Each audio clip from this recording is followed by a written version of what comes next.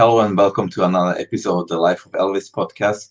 Today with me is Marni Ratner from Washington, D.C., and we're going to be learning about the art of expressive living. So welcome to the podcast. Glad to have you on. Thank you, Elvis. I'm so happy to be here. You and I, we have technical difficulties all of the time. It's because we have so much energy between each other that Oh, yeah, it's kind of definitely. humorous, right? Glad to be here. Glad to have made it. Yeah, likewise. Gibson. What's his name or hers? Gibson, like the guitar. Ah, Yeah, he's an cool. expressive liver. Yeah, he's my magic cohort. He's my partner in this. Nice. Whisper. Okay, so let's start as usually. Introduce yourself a little bit, what you do, and how do you get to what you do these days? Well, sure. Thank you. And that's what everybody says when they're being interviewed. They say, thank you for having me, but thank you for having me. So I am by trade a musical theater conservatory trained singer, dancer, actor who did the whole fantasy dream thing, go to New York. But that's just not my calling. It was really, so what I do now is for most intents and purposes, I would consider myself a teacher, which some people call a coach. And what it is that I teach is how to see yourself as the canvas, as the book, as the movie script. How do you best express yourself? So that's why I group it into art, the art of expressive living. And I have a couple tools that I lean on that I work with all of my clients and students is predominantly using the tool of voice, your voice, where you make your voice, how to craft your voice, and breath work.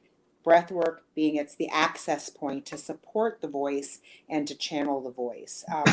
So, yeah, I'm teaching all different people of different ages, from 10 years old up to people who are 80, how to best communicate in their lives. And that to me is just not so very different than storytelling in theater. Just now we're using ourselves as the plot and the protagonist and antagonist in our own story, own theater. I love my job. That's good. This is actually one of the reasons why I got you on, because it was totally random. Just saw your Facebook post in one of the groups that I'm in, and I read through it. And I was like, Jesus, this is perfect. Some of the stuff that you wrote there was like exactly what I want to talk about on this podcast. Oh, But not just that, it's also some of the things I've been going through and thinking about or working on over the last 1.5 months, 2 months roughly. It's exactly what you were talking about in the Facebook post. So I was like, I need to have you on.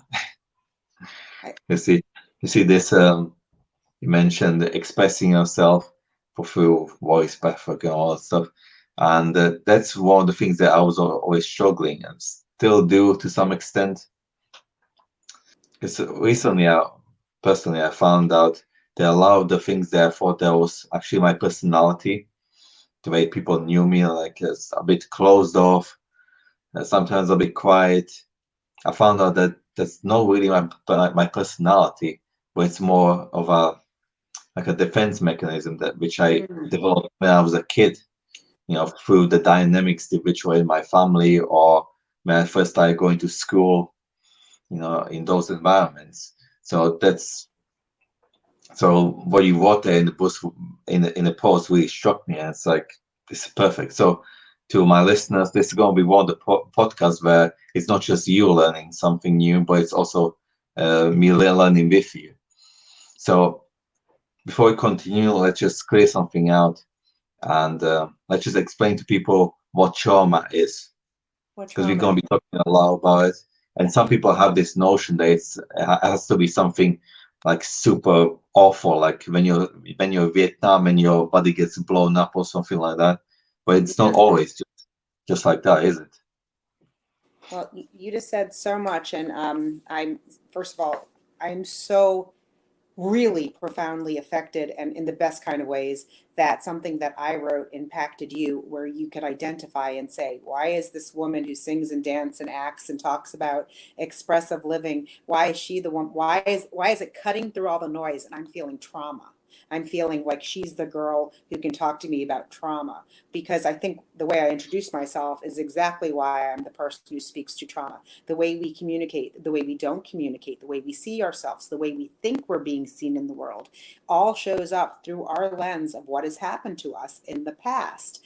And trauma in of itself doesn't have to be blunt force, being blown up or having something drop on our head. Trauma is also our life experience. Trauma is anything kind of electrical that happens in the body that we cannot rid ourselves from. So trauma isn't the injury, whether it's emotional, so I'm saying electric, chemical, it's how we relate to it. So it's not the car accident, it's the every time I get in the car afterwards, the fact that I can't relax in a car. So it's how we relate to whatever the situation was that happened previously that shifted our life path, that shifted our experience, that colored our story. So So basically, it's what happens within us is a result of something external. yeah, how we relate to it, how we hold it, how we Yeah. make choices based around our experience. And what makes it such a powerful thing to work on is most of us don't really know what the real traumas are. We only remember the big stories. But I will say to everybody, and you brought up Gabor Mate before, and he would agree with me, or I have learned from him, I've learned from great teachers, that the car accident, you can have two people in a car accident and one person has trauma built in or occurs after a car accident, and the next one says, why are you so, why are you so fanned up? Nothing happened. It was a fender bender. We're good. We have insurance. Trauma happens before the incident. Trauma happens, it's a long line of scenarios and situations of how we metabolize, like an electrical, uh, like a calorie, of how we deal with anything. So for many of us, birth is a trauma. Being squeezed, being brought into the world, we'll always sort of on some level remember that. We are building relationship from that first second we come out of the womb and we see our mother, or more importantly, don't see our mother. Many of us in the modern world don't. Many of us in the modern world, I gave birth to my children via cesarean section. There was trauma to my body. There was trauma to the process of not being able to deliver naturally. There was a whole bunch of emotion around it. And there was trauma to my children because they had to literally be squeezed so they could come to life, so they could breathe on their own. Trauma is also a gunshot, where the skin itself gets disrupted, where the flow of the body gets disrupted. But the continual trauma is the emotional response, that where we continually stay in that loop of disruption.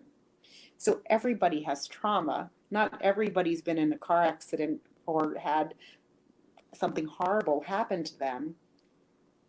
Part of my journey of working with people, and what a rich conversation this is, Elvis, is that trauma is profound even if it isn't profound to anybody else. Your experience and your relationship to your story, your life understanding of self, how you perceive yourself, is really impactful to you. And so that's so much of what we spend time working on, is not necessarily rearranging your stories so they feel better. I mean, that happens too, but electrically, physiologically, emotionally, disconnecting ourselves from the loops that feed our story. And I could go for hours, but the majority of our trauma lives in the soma, lives in the cell structure of the body, like a blueprint, like a recorder, like the cloud. It doesn't live in our brains, it gets computed in our brains as story and experience. But the trauma gets stored in the cell life. And so that's a place where we can reprogram ourselves extremely effectively, so we don't live in a place of trauma. The trauma gets neutralized. Ask me questions, I said a lot. Yeah, it's okay. I will also add that you mentioned Gabor Mate, and he also explained that it's not always just the bad things that happen to you that cause trauma, but it's also the good things that didn't happen to you, right? Yeah, that is very much what you were talking about, is that you see yourself as reserved, and just how you realize it wasn't your personality, but was an experiential outward expression of your experience. Yes, so much of us through our life experience are very acutely aware of what it is that doesn't happen for us, and we play different roles in our lives. I mean, I always use theater kind of imagery, but they are very close to the therapeutic verbiage too. We have multiple personalities in ourselves, and there is a huge part of our shadow figures or our younger selves, someone, before age 17, before age 7, that is acutely aware of what we didn't get in life, and that becomes trauma. I didn't get loved the way I wanted to be loved. That person didn't pick me up when I cried. That person said, "You're fine. Get back behind the bat. You're good. Breathe." Trauma. Trauma. It's a disruption. And then we all know that scenario, living in the world that I live in. I just did that snapping thing like a little rat, Always. where where you want your kids to do really well in life, so we yell at them in hopes to protect them, but we're hurting them sometimes. That's trauma. Those are the stories the kids remember. They remember when they struck out more often than they remember the home run. And that's a traumatic relationship to something you didn't receive in the world, which was being okay with being imperfect, Hmm. being okay finding your own way. We could come up with a million and one scenarios of where we could talk about trauma in the spaces of not getting what we wanted and how we torture ourselves, all in the same loops of who we are. It's a rich conversation that the people in the fields around my field, meaning the therapists, the philosophers, the academics, the teachers, who understand that trauma in of itself is extremely complicated and been so grossly misunderstood through most of our history. And now we're kind of coming, like everything in politics and life, we're almost overcorrecting right now, and we're calling everything trauma. And my fear, and what is really important to what it is that I do, is that I don't want trauma to become your identity. You talked about personality. Personality and identity are something different. They're uniquely dovetailed. I mean, they play with each other. But I've worked with lots of people where kind of their insufficiencies, their inadequacies, their traumas kind of come through the door before they do. Hi, I'm here because I'm really sad. I've had a really bad childhood. Hi, I'm coming. You know what I mean? Hi, I can't participate right now. It's because I have ADHD and I've suffered with ADHD, so I can't learn. These are all personalities, and actually, these are identities. I can't learn because Hmm. that is a way to keep ourselves safe. It kind of becomes almost like a limiting belief, doesn't it? I A can't limiting do belief. this because I have this problem. And you can see why a limiting belief in identity, when they get into bed with each other or they start to dance with each other, we start having a less effective life. And our worldview becomes smaller and smaller. Our experience, more accurately, our experience becomes smaller and smaller. So when I'm working with people, and I mean, they're all over the map, and we talked about this off camera. I give a very big space, meaning I let people come into my practice to do, we wear a mask called voice lessons so they can learn how to sing. But those clientele, pretty much 9 out of every 10 of them are either incredibly socially aware of themselves on the autistic spectrum or has intense anxiety. Hmm. I haven't met a kid in this world who doesn't have a large amount of anxiety. I can't say, but there's a lot more people who are being labeled on the spectrum, and their body needs this, they have trauma too. They just don't have the ability to express themselves at the level that you and I do, or they express themselves so effectively but can't hold what happens. That's like, a lot of kids who are spectrum, we say they're truth sayers. They tell you the truth, but they're still emotionally processing it. It's still showing up in the body. And I really feel extremely honored that I see the person as a person, and all of us need a space to be safe where we can learn to express ourselves so we can negate, to neutralize our experiences, our traumas, our limiting beliefs, our things that make us sad because they never happened for us, the things that bring us strife in the world. So thank you for asking me about that. Not a lot of people ask me about that. A lot of people ask me, is what are parents doing wrong? That's a really popular question I get. So what are those parents doing wrong? And I say nothing. They're doing nothing wrong. Yeah, basically they are just, That's their trauma. yeah, they are just also enacting their own traumas and what they've been conditioned and what they've learned throughout their lives. Right. So Right. knowing this kind of stuff about trauma, it kind of helps us to have also more compassion with people, doesn't it? Because then you realize that this person, even though it's being a dick to me or something, you know, Right. the reason why he's acting this way, you know, whatever he's doing, is not because of me. It's because he also went through some stuff in his childhood or at some point in his past, something probably traumatizing, which makes him act out this way. And then you have a bit more compassion with this person because the same thing could have happened to you. You can end up in the same place as he did, this Yeah. person. Well, I want to say something to that, and I'm hopefully proving what it is that I would like to bring out into the world. What if we replaced, you were talking about an adult seeing it through their experience and that they must have gone through something rough too. What if we just change the lens? They're seeing this situation, they're seeing this event through a different lens. So, not necessarily charging it to, oh, they're seeing it through their trauma. They're seeing it through their experience, which includes trauma. And that's how we show up to each other compassionately.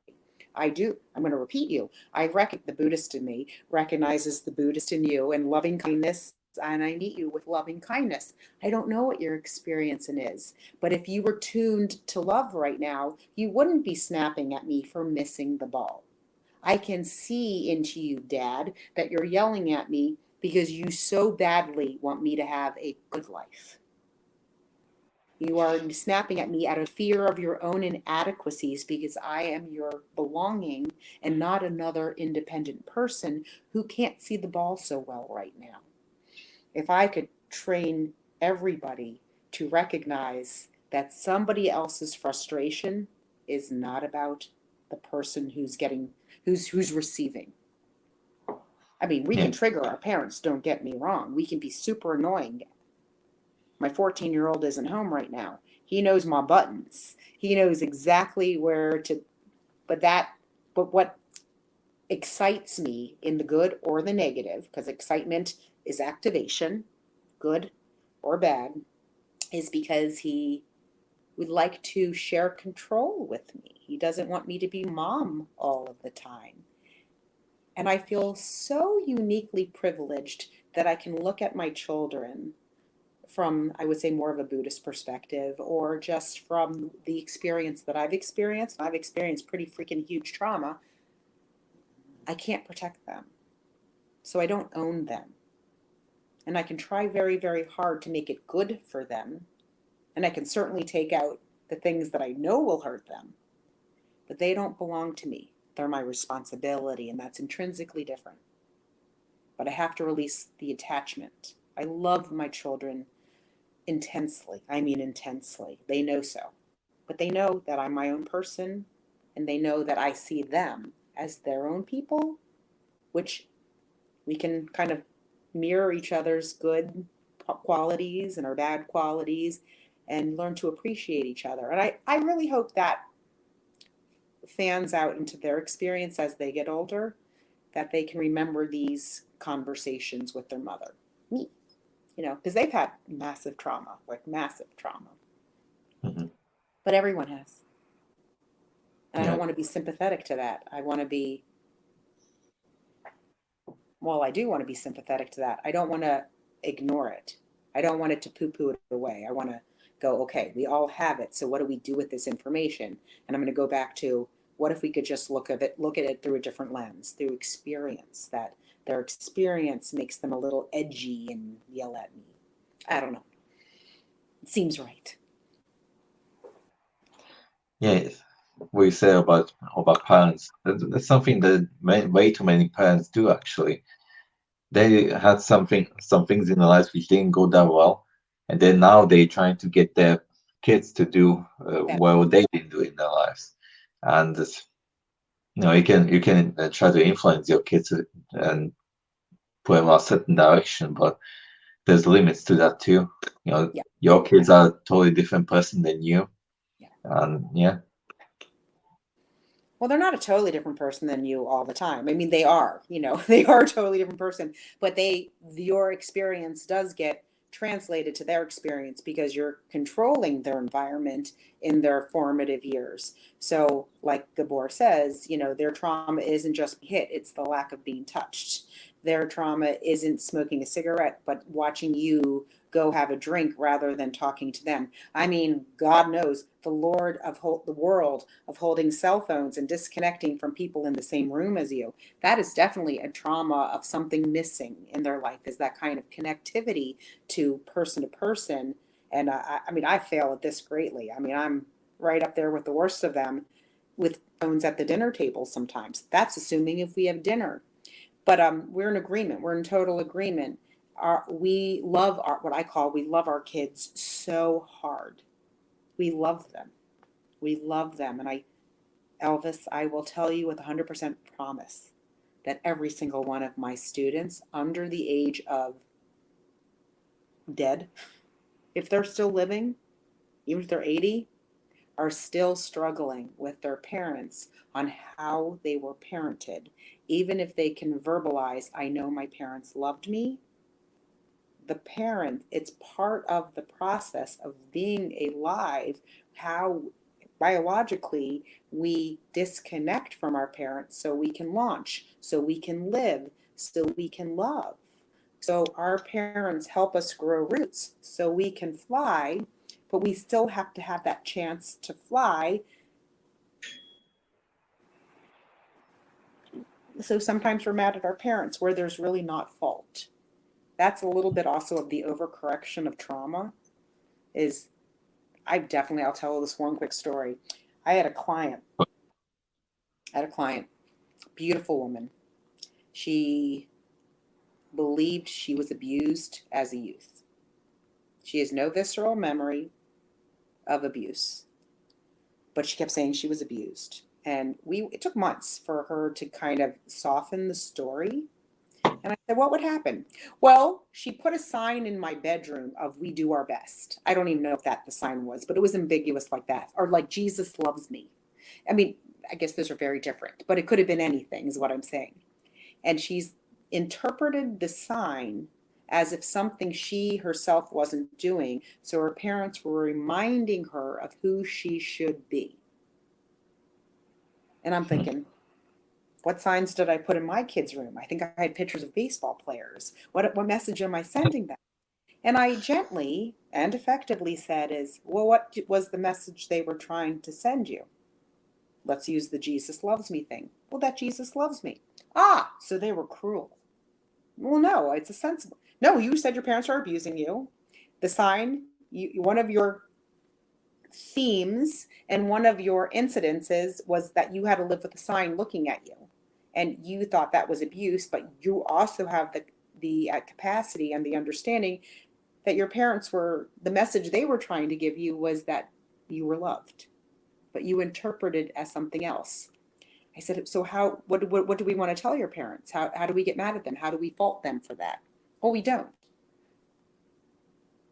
let's go a month later, 2 months later, and I finally got her to recognize that she wasn't abused. She was neglected. The neglect was she wasn't being loved the way she wanted to be loved. And she didn't have the vocabulary to love her parents the way that they thought they were loving her. They saw the sign as comforting and reassuring. She took it as criticism. But as a 5-year-old, 6-year-old, she didn't understand that. But when she looks back in time in her arsenal of traumatic stories, that was one of her traumatic stories. So the trauma is real. The trauma is real. The story is not real. And under further inspection, turns out the day she was born, her older sister was also dying. She didn't die, but it was bad. Her 4-year-old or 5-year-old sister had a terminal illness, turned out not to be terminal then. So the mother during childbirth was in trauma. That does get related. It changes the entire womb. It changes the entire experience. It changes the chemicals. It changes layers of self. So there was real trauma. And I said, can you find compassion for your mother? Because she was doing the best that she could do with what it is that she knew at the time. And she's like, yes. I said, doesn't it feel better to know that you were neglected because your mother did the best she could rather than dislike you? Yes. Yes. And yet, cutting the cords of the story was hard. But that's trauma. Those were real traumas, misunderstood as abuse rather than neglect. Which story would you rather have? Well, definitely not abuse. Definitely not abuse. Yeah. So that idea as an adult decided that she was abused became the reason for everything she couldn't do in the world. I was abused, until she found out that she was neglected. And then there was a lot more possibilities available to her. Still had to kind of change the whole relationship. But it just was so powerful to me because she's one of my best examples of, if you stick with something to repattern yourself through trauma, to learn to live with your trauma, to neutralize the trauma, and that you really understand that it isn't just you as a victim, but there's a perpetrator. If you don't really think somebody's a perpetrator, but that it's an accident, you change the lens with what you said. Let's go back to what you said, where you said is, you don't know what they've gone through. Well, now we know what this mom went through. Now we know. That was her trauma that she passed on to you, and it showed up as neglect, which was traumatic. Trauma is what it also is, what it is that you don't get. So her trauma was full of the things that she didn't get. Being the 5th child, having a sister, the older sister who needed a lot of attention. Alcoholism showed up in the family, just huge age gap. She was the baby. Mm-hmm. When we get to the 2nd kid, always gets the worst end of the stick. The 5th kid gets no attention. This was the 5th kid in the family, no attention. She's a beautiful, wonderful adult sailing through life. She's doing great. But it felt good to have an identity that she was screwed up, which she isn't. She's living. I'm not being not sympathetic. We all have it. We all can find it. The stories. Mm-hmm. So what can I share with you now? Because I know it's of great interest to you. So if it's of great interest to you, Elvis, it's going to be interest to lots of your listeners on what is our relationship to trauma. Is it really dictating all of our choice making? And how do we change those stories through voice and breath work? Or is it helping us to kind of just go through the pieces of who we are, those characters of ourselves? And right now we need to feel traumatized to propel more work. I'm not sure that really makes sense. I know it made sense to me. I'm not sure if it made sense to anybody else. But sometimes we do need the identity of our traumas to help us put ourselves back together for a period of time. Mm-hmm. Yeah, we'll get to a part about the breathwork and singing and all that stuff. I do want to ask you about it. But it's just, the story you just told me, it's almost mind-blowing. And it reminds me, makes me think about all the stuff in my family, for example. Like, for example, like I see how certain things went from one generation to the other. For example, my dad, may he rest in peace, he would he would have a he had a bit of temper. So if something pissed him off, he wouldn't talk to you for like days. You ask him something, and he would just explode. Right? He tried to work on it, but the thing is, his dad was just as bad, if not a bit worse. And then my granddad's mom, that's where it started. She also had that kind of temper. So it's 3 generations. He just went from one to the other. And unfortunately, it stopped at me. I don't have a bad temper or anything. It's hard to piss me off. I won't not talk to people for days just because I'm angry or something. I don't do that kind of stuff. But then with me, I have a different kind of experience or trauma. So, um, also my dad, for example, this goes back to because I'm originally from. Technically, I was born in Czechoslovakia, like what was it, 3 4 years before it broke apart, the last month of communism. And my dad, he back then every male had to go to army for like a mandatory service for, I think it was 1.5 year. I'm not quite sure, something like that. So he was stationed in Czechia, and one of his friends, close friends over there, he decided to cross the border to escape to Austria with a machine gun. Right, so you can imagine the amount of shit my dad got from it. He actually had to stay longer there, and to be fair, we don't like my family. I don't think we ever found out what actually happened to him over there. He was in jail for a while over there. They've been interrogating him and that kind of stuff over there. And my grandma told me that when he came back, he was different. He wasn't the same person he was before. Now that when I look back, I can see that he also got OCD afterwards. Cleaning, washing his hands all the time, that kind of stuff. And I really saw like how probably this is experience, also the things with his dad, because he wasn't that much of a good parent to him. Yeah, my dad had a lot of things, he didn't process about his dad and how that influenced his life to a worse, you know. So You say something really powerful that so many people could understand that we don't. Yes, when we have real trauma, like being captive for breaking military and country rules, yeah, I'm sure he was dealt with, and I'm sure he never forgot it. God rest his soul. And I'm sure that is real trauma. And let's not even stay with the word trauma. How he processed, how he related to the world after that is where the big changes happen. He's these good reasons to have OCD and PTSD and all these things, and he's trying so hard to be a good person, or he's not. He could be angry. We don't know. But it all comes in, all of this information, all of this life experience gets interpreted, gets brought into the body through our senses, through our eyesight, through our hearing, through our taste, through our smelling, and it goes in through the sensory, gets in the brain, computed as story, and gets locked in there, and it gets activated by how we breathe. So really the breath is how, whatever the position of the chest, the diaphragm is what tells the body this is something scary, this is something bad. They don't have to be related. So being in a prisoner camp or in, some kind of jail is different than his son not picking up his shoes, but agitation is what felt the same.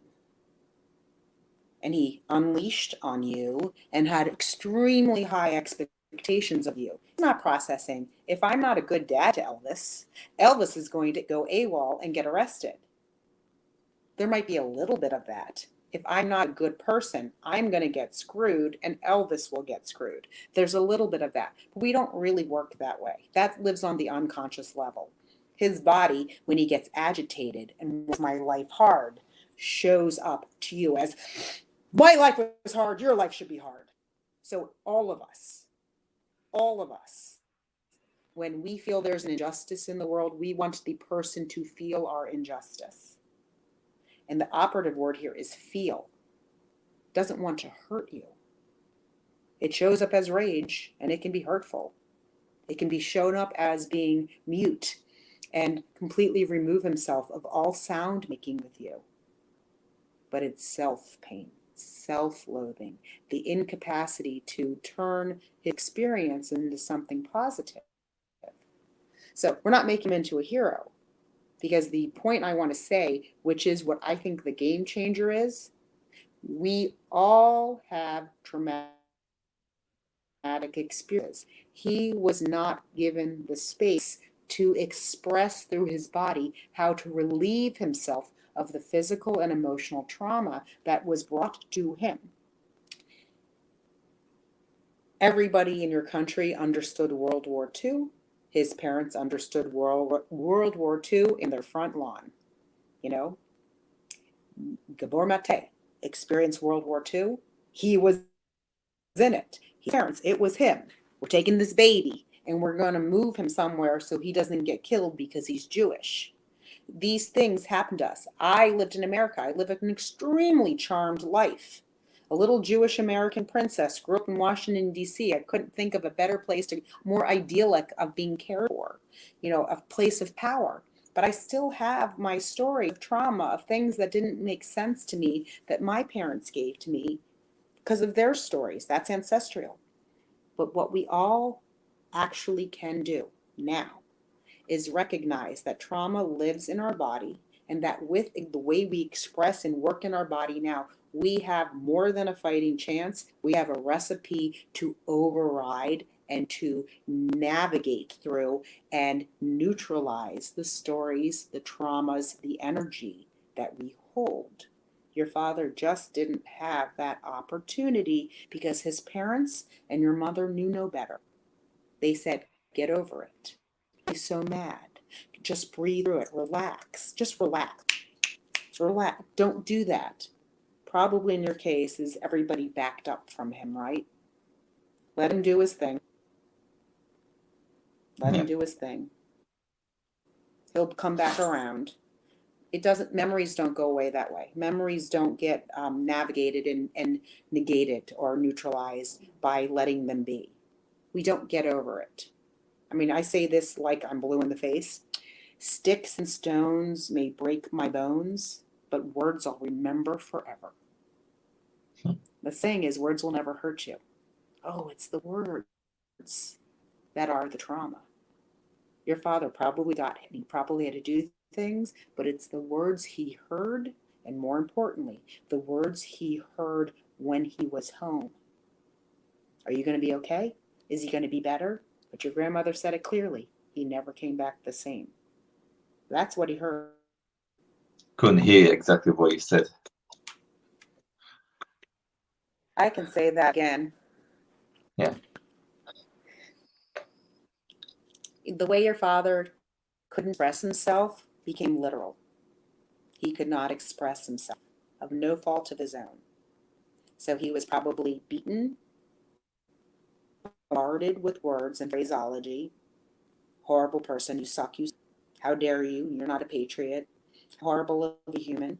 Your grandmother clarified that, absolutely embedded it. He didn't come home the same. So he probably heard that all the time. But you're not the same anymore. You're not you anymore. When are you going to be better? You got to, all of these words that he's hearing, it's the words that get stuck. And I didn't, just in case people didn't hear it, the saying is, sticks and stones may break my bones, but words will never hurt me. What I say is, sticks and stones may break my bones, but words will last forever. So his ammunition with you was to go silent. It It was to go silent. The Yeah. way the human psyche works is we repeat exactly what it is that we experience. And sometimes we try to do the polar opposite and it gets received the same. So honestly, not being yelled at is what hurt the most. It wasn't neglect, it was his inability of no fault of his own. I mean, not that he's not responsible for his actions, but he didn't have any information to get better, Yeah. really, because it was on a body level. Those memories lived in his body. That torture lives in his body, it lives in his memory, but it's really the body that is suffering. It is the, again, if your body is the recorder of all of the things you experience, again, we could spend hours here because it's complex, it's not simple. But let's just take it as so that your body is like the lithium battery and the where the text lives, where the experience lives. It's most of it's in your cells, where you're met all of your experience, and then your mind computes it and makes sense of it. Very complex. It's like information comes in, it goes in through your body, through your senses, your eyes, your nose, your mouth, taste, and then your brain instantly says, this is a lot like. This is a lot like. We look through our experiences, and then we do predictory. We perceive and predict what's going to happen next. And this all happened really, really fast in the body, like microseconds, thousands of a second. I see something, it reminds me of something, and then I predict what happens next. And 9 times out of 10, we're right, especially for dealing with people we know. But when something goes on and it's different, we get lost. And this is, sorry, very complex, maybe too heady for a podcast. But there's certainly an invitation here to your listeners, to you. There's certainly an invitation is, what else can I do for myself so I recognize that we all have trauma. We don't want to lessen the traumatic experience, but trauma is a way to, is a lens to see our story, so we can choose how we want to be in the world, what our identity is, and we can play with that. That I have the free will, the choice, the ability to play with that, and that I don't have to live my trauma. Because honestly, as a provider, Elvis, you are doing the complete opposite of your father, and you probably are rewired differently, but you are making choices because of him. Mhm. You are still making choices because of his trauma and how it affected you. And now that you possibly can see an alternate through a different lens of what he experienced, maybe there's some peace there, or forgiveness, because he's already gone out of body, right? Yeah. And did you have a nice, was there love at his ending? Or were you not together? No, it didn't end very well, to be honest. Um, well, first of all, it was very sudden when he passed away. It was just, he's gone, right? And well, there was a lot to it, really. He ended up with lots of debts, so his life was not very good. And his financial situation also had a certain impact on me as well, because I've been also had quite a few years when I was struggling with money, even very recently, to be honest. But I see the end of the tunnel with this one. But yeah, that was. I'll just say, I remember the last time I spoke to him. You see, he would speak a lot. Sometimes wouldn't get much word in, and many times it was things he would like to talk a lot about things that weren't very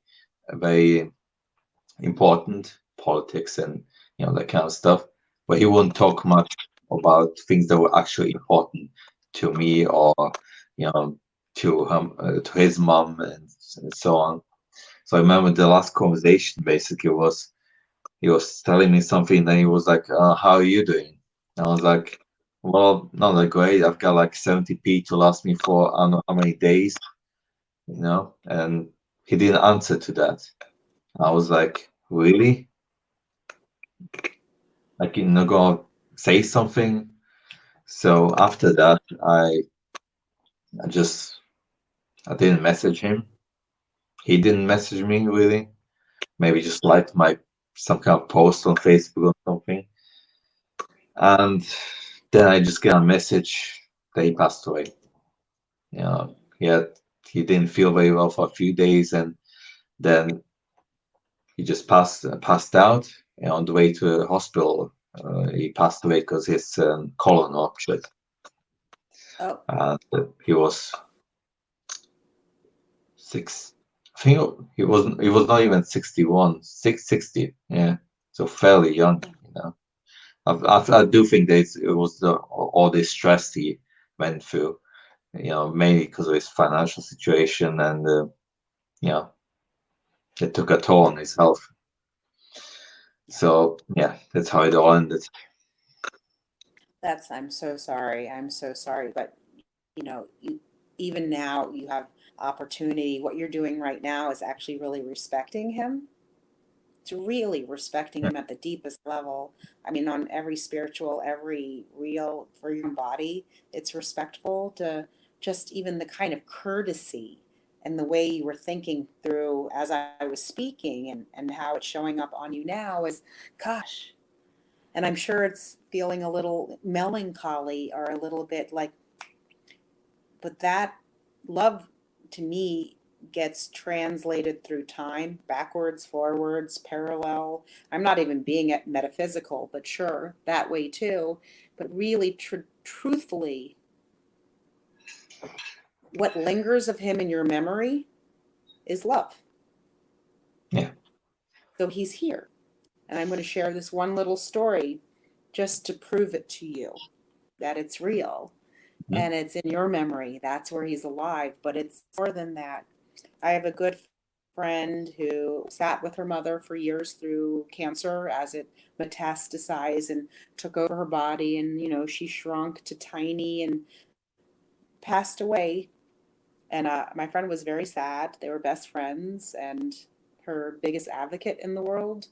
And it was about, I don't know, 6 months later, she was just remembering her mom, and she went to the bookshelf and just pulled a book out of the bookshelf that was meaningful to Anne. It was meaningful to my friend. And she opens the book up, and in a page there's a card, and it says, "I'm still with you. I love you." So in that moment, her mom was real and was with her and traveled through space to be with her. In reality, did her mom slide that note in before she died? Probably. Probably. But that's what signs are. That's what this is. This is the way we honor him. But when we honor him, we're really with him. And right now, we only worry about you. Are you really with him? That I don't know. But he's really with you right now because that's, dare I say, no different than a trauma. It persists and it lingers and it brings in emotion flow or disruption. So now you have a different understanding that's uniquely new from this moment on, which is going to show up as love. Even if you have a memory where you're like, oh, why did he do that? In this moment, he's also saying, I love you. I'm showing up in a positive way, which is love. It knows no boundaries. It knows no boundaries. And you get to hold it. And can I ask you in a different way? Go on. Because if this brings peace to other people who are have strife or will never have the opportunity to speak to their loved one again, or more importantly, somebody who has the opportunity, but their ego is in the way of speaking to a loved one again, Yeah. that I say, if you can find or recognize that there's room for you to show up as love, that you yourself can be more loving, more compassionate, and not trying to control any outcome of anything, and just be that person that you are in struggle with and say, I don't understand why you do what you do, but I want to feel love right now, and just hold that for a minute, that there's a way. There's always a way to get back to a good relationship. The hard work is it always, even this, depends on you. So whether you're talking about a relative past, or you're talking about a relative who's living, or a wife or a child, is all of the onus, all of the responsibility is on you to make the lens adjustment about what it is you want to feel and how you want to add to the next couple experiences of your life. Because everything up until this moment is recorded as experience called memory. But they happen to you because of you. It goes the same way into the future. You are in control of how you participate in anything. It is so incredibly freeing, and it is so incredibly palatable. And what I'm trying to say is, it's a great way to live your life. It's not Pollyanna. It's not naive. It is not steeped in ego, but is absolutely tuned to being compassionate, loving, and strong. It's not weak, it's strong. It's also not forgiving. Because I do find is that some people think, well, are you saying you should turn the other cheek all the time? No, It's not it's not forgiveness, what. really. Yeah, it's forgiveness, right? It's forgiving yourself for the feelings you feel the way that you feel. Mhm. And in that, you recognize in the other person that you're forgiving them for making you feel bad or hurt. Or more directly, oh my God, it was neglect, not use. It's very powerful. And people are wordsmiths, and somebody would see this and say, but neglect is abuse. I don't want to live in that world. I don't want to live in that world because everybody gets neglected and everybody experiences some kind of abuse. And if we don't live in a world where we're a little more resilient to being uncomfortable, it goes back to us. That's our mess. That's our spilt to clean up. I mean, Elvis, let me tell you, from 100% certainty, as a mother and as a child, having someone shut the door on you and not speak to you for 3 days is worse than any gunshot. Yeah, that can be pretty It is. rough. Yeah. Those wounds, the words or the lack of the words are a lot worse than broken bones. And when you are never given the information to understand why, when you never know why, deafening hollowness. So God bless you. Thank God for you. You found a million ways to make yourself feel better, but more importantly, to possibly show up to him as love, knowing he was probably pretty effed over. And what made him make that decision? I'm going to tell him positive. This is definitely, was his parents in the war, World War II? No. Actually, our family didn't get that much affected by the World War, to be honest. Yeah, no, not really. How? But it was. Hmm? I said, how? You're in Czechoslovakia. Oh, yeah, but yeah, like for example, Poland had it way worse. They got really screwed over by the Nazis, by the Russians. Trauma is not the size of the blunt force trauma, it's the experience around it. Yeah, they were affected. This is so, if I understand how old you are, your grandparents were probably young during World War II. Well, yeah, like my dad's parents, they were born in the mid-30s, right? So by the end of World War II, they were like 10-ish. So I'll ask you this. How much are you scared of things like global warming or world politics or new world order or what is a conspiracy? How much does that bother you? It does bother me quite a bit, but I think the bigger influence than World War II was the era afterwards of communism. Because remember, also in the 1960s, Czechoslovakia got occupied by the Soviet army. Actually, my dad, he told me the story. Yeah, his parents No, his dad's parents. I think yeah, I think they lived at the very east of Slovakia, where they had some kind of a house or something, and he would go there for for summer. And he told me that he remembered how the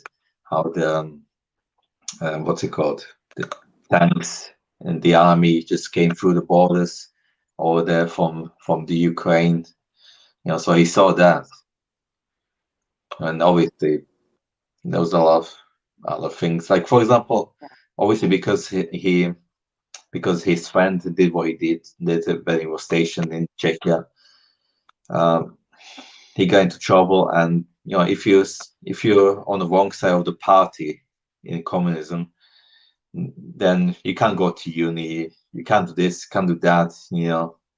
So they affected his life pretty badly. Even though his dad, he was fairly high up in the party in the town where we used to live. So yeah, that this era of communism, that I think that left quite a bit of trauma in the family. Yeah. We don't excuse him for his choices. We may just understand them a little bit differently.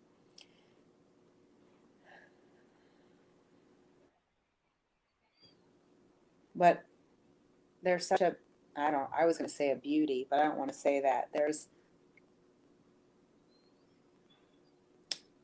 the majority of the people, when we try to simplify a story and compact it to something small and deliverable, like look about your father's entire life and your father's entire life in an hour, how it related to you. I mean, we're just touching the surface of how many schemes and thought processes and influences, and we haven't even touched his early childhood, sort of, kind of, how was he born, is that we're all so complex. So if we could, Yeah, all of us, say, let's just pull back a little bit and kind of relax, cool the F down a little bit, because our experience in this world is we have our concerns, things that play out in the media, in the world, our interpretation, our perspective of what's going on in the world. Well, you just told me what was happening in the 60s with your father's perception. Incredibly powerful. That's my mother's era, too.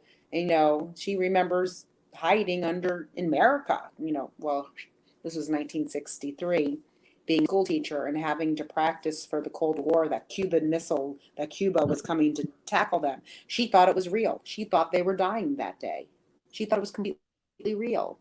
Her parents are first generation from Europe. We carry all of our ancestors' baggage for them,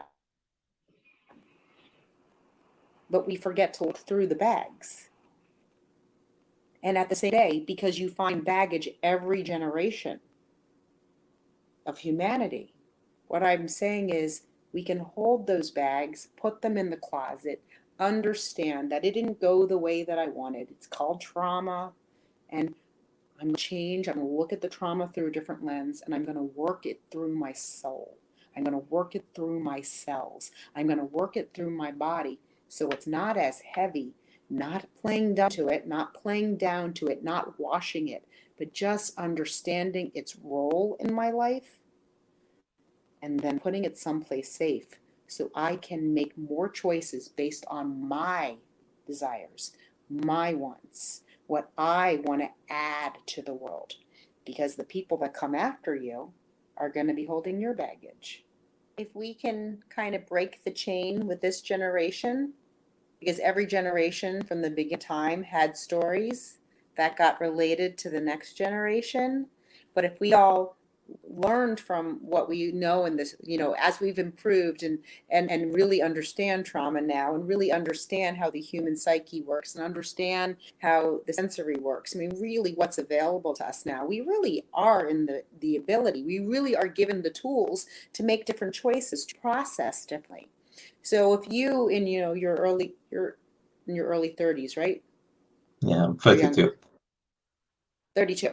I'm 20 years older than you. I'm 52. And if we can today say, okay, my choice making has direct impact on the generation that comes after me, and I'm going to be very mindful of how they hold my baggage, because we just keep passing the luggage down the line. Um, really watch the receivers. So I watch my kids, how they respond to me.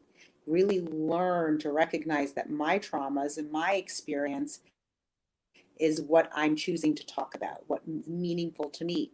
But if I step outside of myself and put myself into their shoes, how am I getting perceived? How am I being heard? What is exciting them? What is repressing them? And I really have a communication, a conversation with them saying, is I want to know what it's like for you. What does it feel like?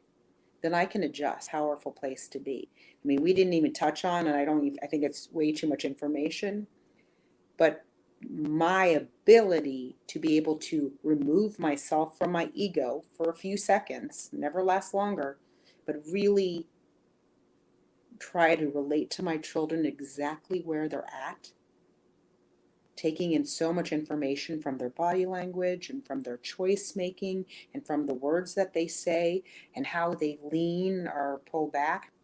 When I have the capacity to really understand what I think my children are telling me, and I remember I don't want them to have my baggage. I want to have, they have enough.